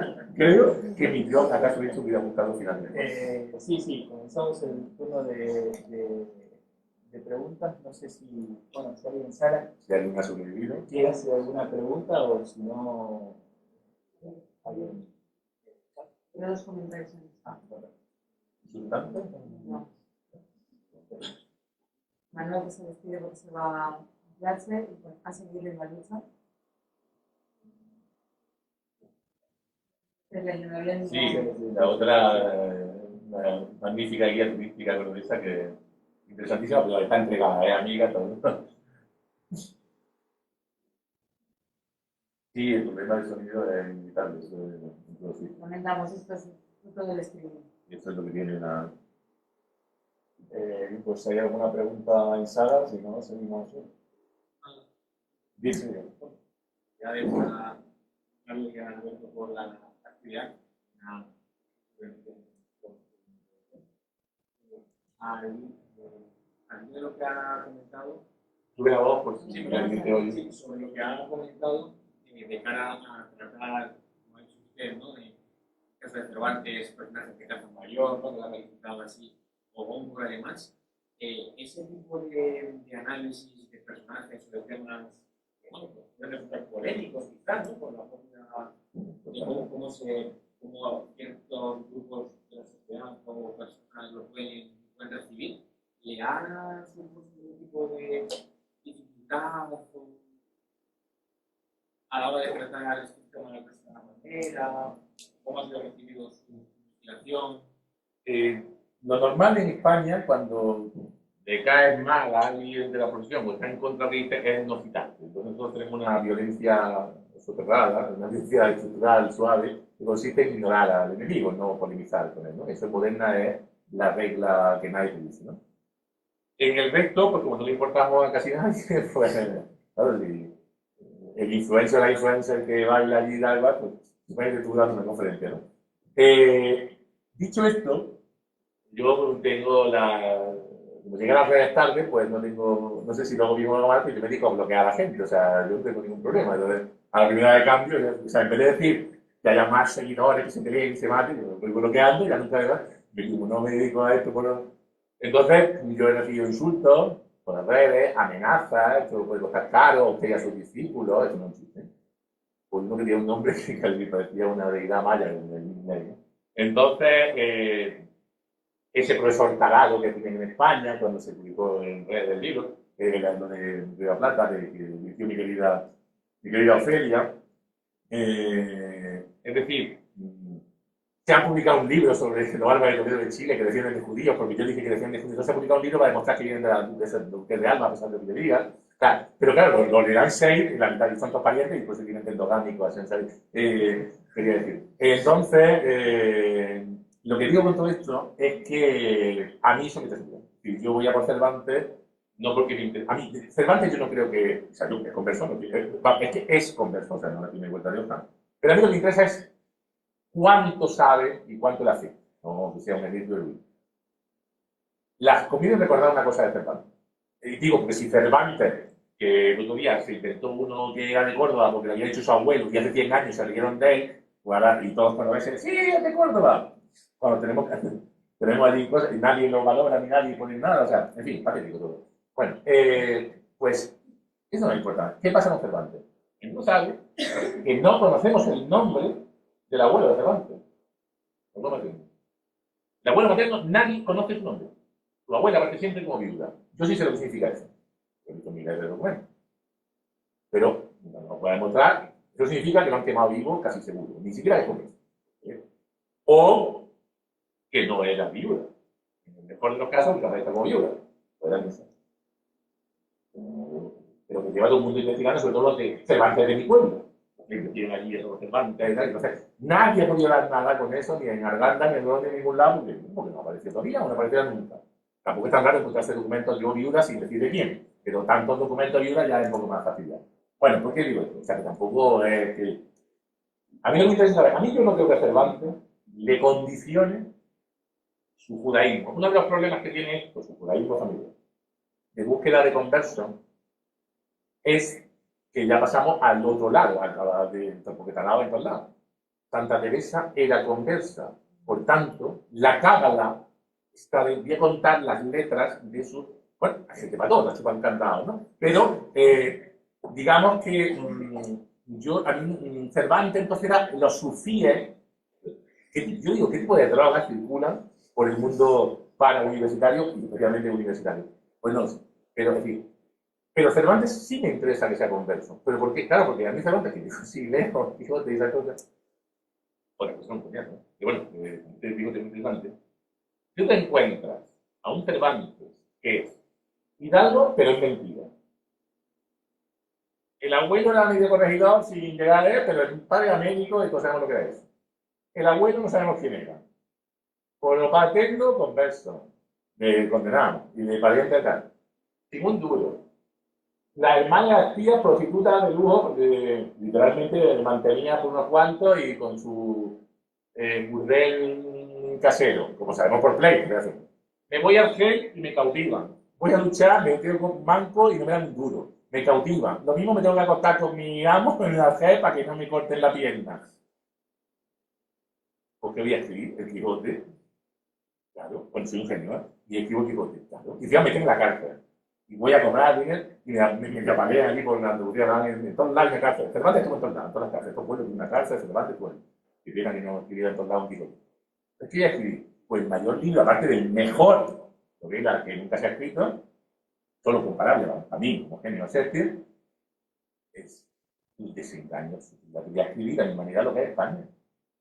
Lo que es la nobleza, lo que es el amor cortés, lo que es la realidad, lo que es el comer, lo que es el robar, lo que son dos maduques, lo que es el otro, que... Y soy promorisco, y antes escribo otra novela y pongo los moriscos a parir, o sea, hace de todo, yo quiero morir.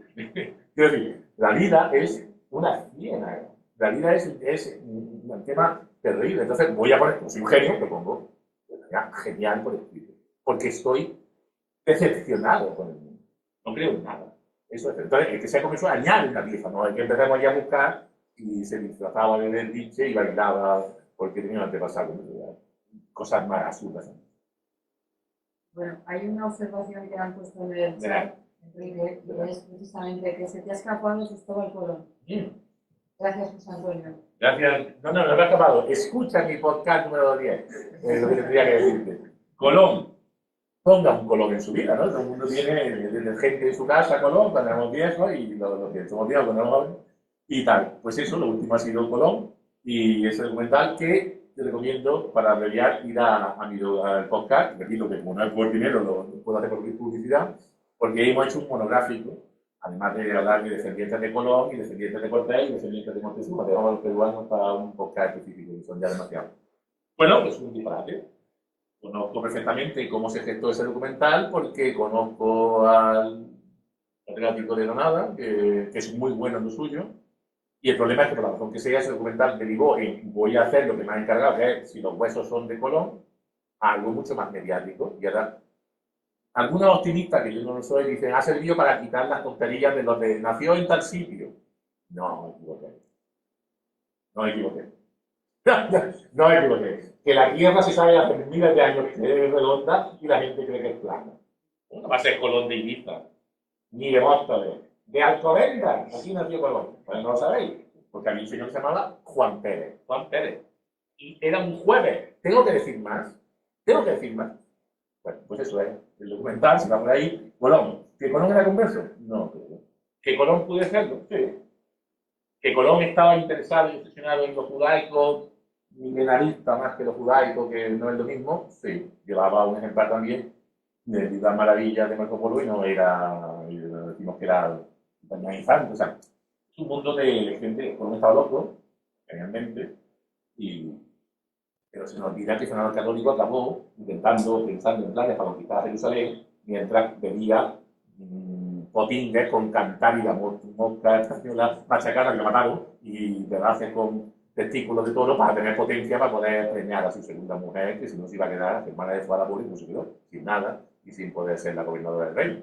Es decir, que porque tú estás medio loco no quita que hayas tenido una vida interesante. Entonces, Colón era un genio, un aventurero, un mentiroso compulsivo y un loco. Es decir, alguien genial, ¿no? Pero, ¿por qué ocultaba sus orígenes? Porque le daba vergüenza ser hijo de un tejedor miserable. ¿Que la madre era conversa? Pues sí, o pues no, podía ser hindú, como no podemos inventar cualquier cosa. Lo que no era es nada de lo que ha dicho ese documental, porque además es genial verlo, que ahí sí le da el royalty, tenía que, bueno, pues puede ser del alto Mediterráneo. Y diría, no, está lejos, y además escribiría como cosas italianizantes, no. Génova, no había conversa. Lo habían echado judías, por eso las sefardíes se van a Génova, es una cosa curiosa, ¿no? Después lo puse en 1515, pero Colón es que ya llevaba allí nacido un tiempo. Y, bueno, es que era Francia, no, porque se notaría de Francia. Por tanto, es de Valencia y un judío con eso. Gracias. Esa es la respuesta. Bien. Entonces, claro, yo en el podcast digo, claro, ¿qué puedes alegar en los documentos, creo que escrito en sumerio, muy difícil de leer, un informe de sumerio acadio tardío, que dicen algo así como el testamento de Colón. De Génova vine y en Génova nací. Yo no sé interpretar eso, que es complejo, entonces quizás pasando un filtro de inteligencia artificial, o que algunos dijeran, me llamaran en la época extranjero, que no es, sería decir. Claro, no puedo competir con un documental.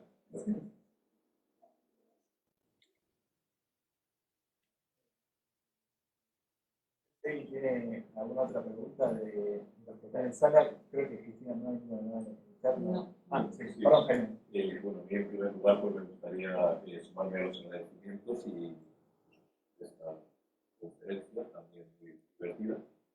Y yo lo que quería preguntar es, en el tema de la genealogía, Family Search, los mormones, ¿qué es lo que digitalizaron? ¿No? Porque dices también el tema de salvar, de recuperar especialmente pues, archivos diocesanos no se contemplan, en el caso, por ejemplo, de la esencia, aunque había la ciencia. Entonces, yo creo que sería muy interesante facilitar el acceso a todos los fondos que se digitalizaron, que están repartidos en tasas de cura y se pueden perder, etc. ¿Cuál ha sido tu experiencia si has entrado en este mundo de los mormones? Bueno, los mormones en directo, entonces, tienen una, como se sabe, con los que trabajamos en genealogía o usamos su fuente, que no es lo mismo, con su fuente, copia de la fuente, tienen una creencia religiosa por la cual, simplificando mucho, si el mormón o mormona, el nuevo, el neófito, etc., consigue reconstruir su árbol genealógico, puede, mediante una ceremonia religiosa,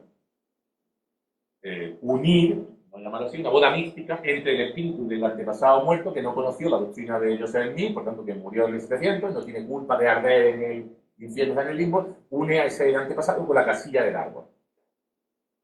Entonces, hay una labor religiosa de custodiar todas las fuentes genealógicas potenciales del mundo, que ahora, en las últimas décadas, por razón, me imagino, el proselitismo, pues se ha abierto parcialmente.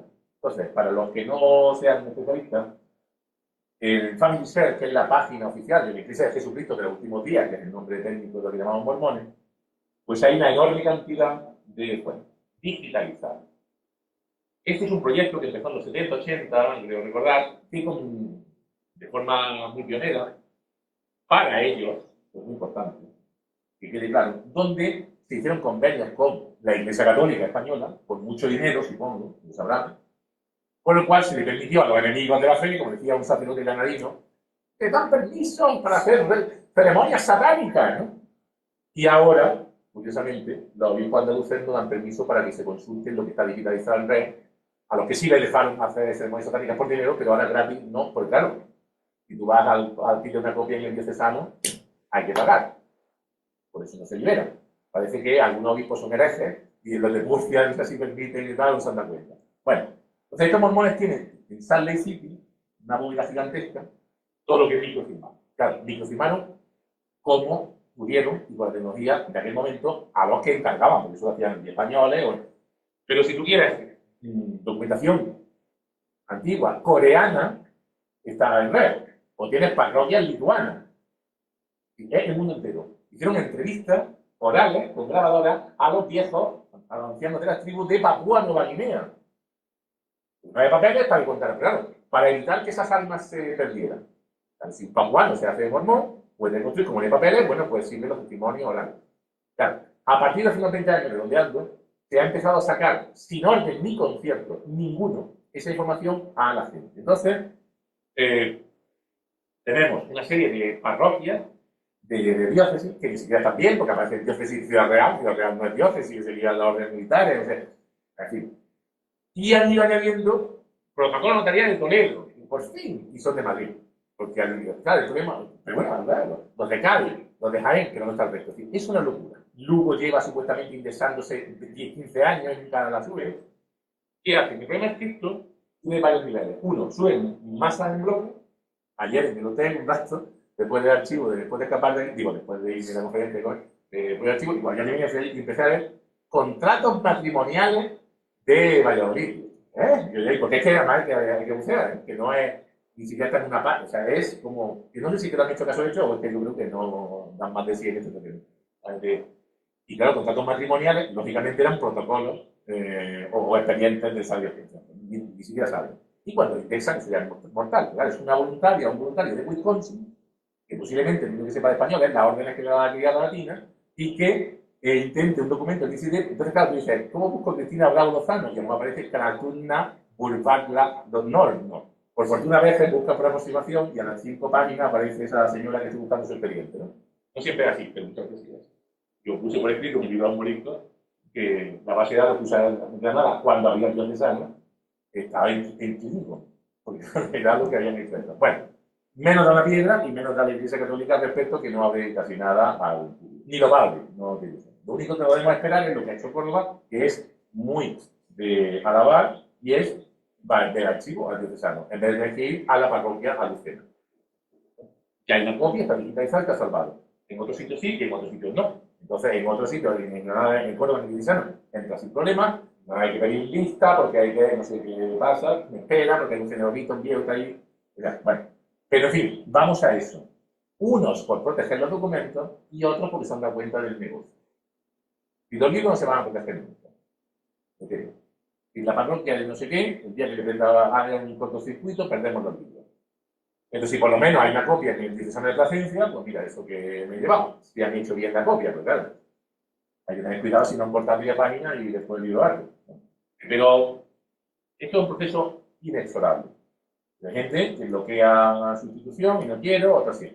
Pero o por necesidad, o por obligación del gobierno, o por interés económico, acabaremos teniendo todo de pago o no, a disposición de investigador o bastante. Pero me temo que tardaremos en años en tener la masa completa o mucho. ¿No?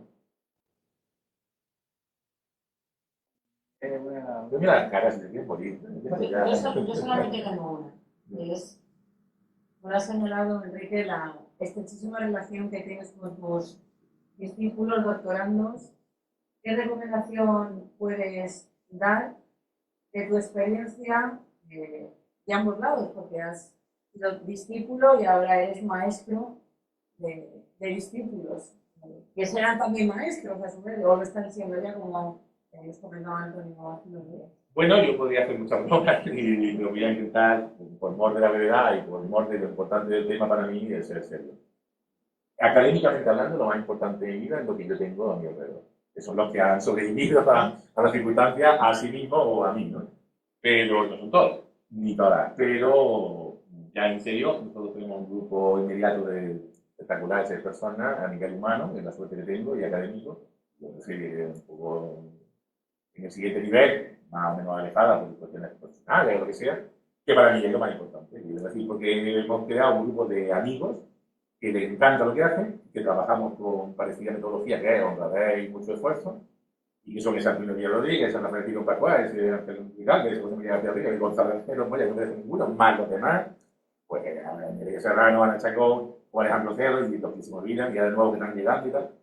Y ahí hay una clave, ¿no? Como yo digo, digo cosas brutales, pero lo más básico es que tú trabajas mucho, que buena persona, me da igual que eres cofradero o no te quedes embarazado o embarazada pronto, esa es clave, por la cuenta que te da, porque tienes que leer la tesis y viajar y esas cosas, pero sobre todo si es buena persona, aparte de muy, ya, pues más brillante, que llegarás más lejos y tal. ¿Y qué pasa? Pues que yo lo decía ayer comiendo, creo, yo no he descubierto que en el fondo soy buena persona, algo que no debe saberse, pero, y un poco generalizado, pero bueno, a ver, no soy tan mala persona el día que le dieron el premio Nacional de Historia al pueblo.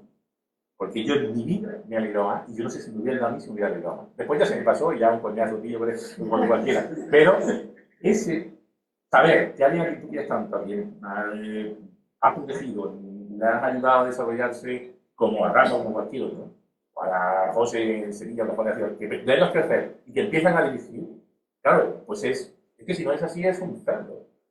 Porque si a ti tus hijos te fastidia, tú que tienes hijos, te fastidia que tus hijos sean más guapos que tú, o más listos que tú, o prosperen, es que eres un monstruo. Pero si encima ya tus nietos lo mismo, que tendrías que estar ya ganado, o ya chocheando, pues es que eres una piltrafa humana. ¿Que eso abunda? Sí.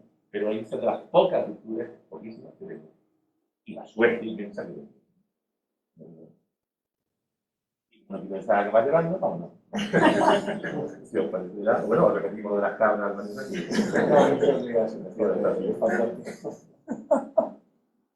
Dice José María, al final la suerte es nuestra, Enrique. bueno, tú que está cerrada.